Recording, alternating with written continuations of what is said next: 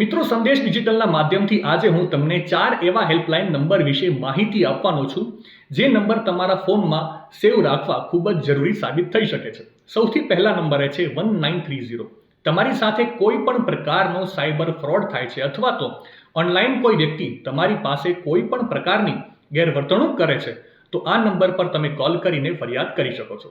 બીજા નંબરે છે 1064. સરકારી કચેરીમાં કોઈ સરકારી કર્મચારી તમને હેરાન કરે છે, તમારું કામ કરવામાં આનાકાની કરે છે કે પછી તમારી પાસે લાંચ માંગે છે તો આ નંબર પર ફરિયાદ કરી શકો છો.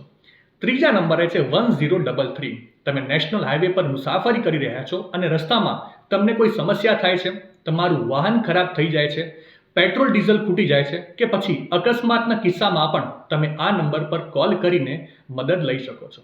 અને અંતમાં ચોથા નંબરે છે 1915.